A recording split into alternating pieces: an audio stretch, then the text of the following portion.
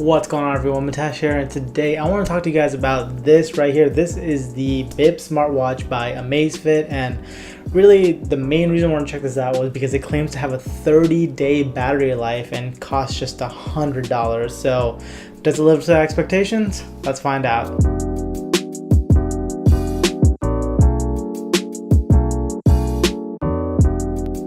Alright, so I want to break this review down into two parts, the hardware and the software, and I want to start off with the hardware because I think that's where this thing really excels. And in terms of hardware, you are getting what you pay for. So this thing's only $100, so you can expect that this thing is definitely made of plastic, and it is. And you know what, it's still a really well built watch, and yeah, it still feels really sturdy. And in terms of design, it's more than a little bit inspired by the Apple Watch. It really kind of looks like the Apple Watch, except that it's got much bigger bezels, and those bezels surround what I consider the most interesting part of this watch, and that's the display. Now, display in this watch is a 1.3-inch transflective display. Now, if you guys haven't heard of that, that's because it's not typically used in most things. So a screen like this, the way it works is that the more light that hits it, the easier it is to see. So outdoors on a sunny day, this thing looks fantastic.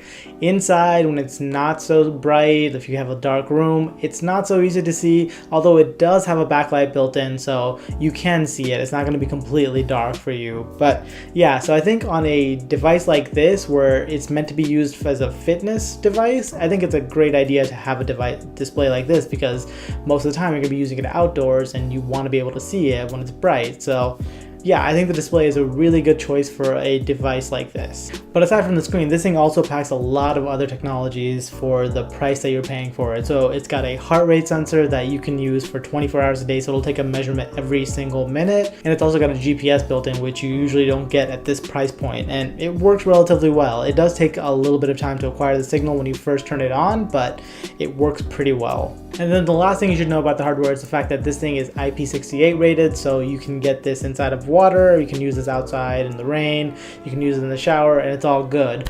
Don't, however, take it inside a swimming pool because it's really not rated for that. I would not trust this thing inside of a swimming pool. Basically, the IP68 makes it so that you can pretty much wear it all day, every day, and it's fine.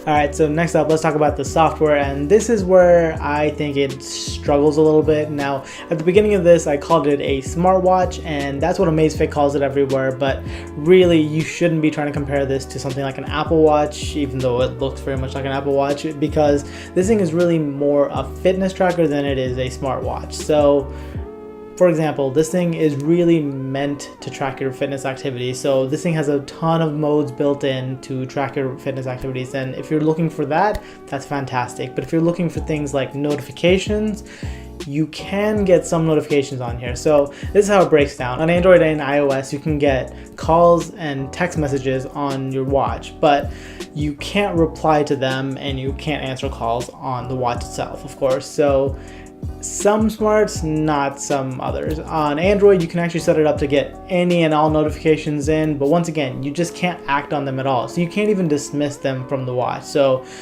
if you dismiss the notification from your watch, it doesn't actually do anything on the phone. Instead, it's still there. So in some ways, it's pretty lacking when compared to other smartwatches. Even Wear OS or Android Wear has that built in. So if you dismiss a notification on your watch, it gets dismissed on your phone. If you delete an email from your watch, it gets deleted on your phone. So in a lot of ways, this thing is not quite up to the level of a smartwatch, but for the price you're paying for it, $100, I don't think you can expect that much. It's nice to be able to get notifications at the very least on this. I think when you're comparing this to something like a Fitbit Ionic or a Fitbit Versa, I think it comes out pretty ahead. But if you're comparing it to something like an Apple Watch, I think it may come up short. In some ways though, I think those limitations can be a good thing. So because of those limitations, the battery life that they claim of 30 days is actually kind of true. So I think they did those under the best conditions. I've had this thing measure my heart rate like 24 hours a day, and I have not taken it off for like 3 weeks, and I didn't charge it one time in those 3 weeks until finally it got down to like 10%. So in terms of that, I think those limitations are what help it get that kind of battery life. And then some other things were the fact that it runs much more fluid than Wear OS does. So on my Android Wear watch, the Asus ZenWatch 2, it slows down after a while. If I haven't touched it in a while and I just wake it up, it's pretty slow, but this thing is fluid no matter what. So in some ways, those limitations can be a positive. At least compared to the Android Wear side of things, this thing is a little bit faster than that. You are very limited in what you can do, but I think that's worth paying the price sometimes. But yeah, if you guys are looking for a fitness tracker more than a smartwatch, I think this thing is definitely a great buy, and you should consider it before you buy something like a Fitbit Ionic or a Fitbit Versa, which cost 2 times or 3 times as much as this thing does. So yeah, if you guys are interested in it, I have a link down below. And on Amazon, this thing has gone on sale for around $80. So if you guys really want to buy it, maybe wait for until the price drops that low. But yeah, that's pretty much all I have for you guys in this one. I hope you guys enjoyed it, and if you did, don't forget to hit that like button and subscribe if you guys want to see more videos like this. But yeah, that's pretty much it. I'll catch you guys in the next one. Bye.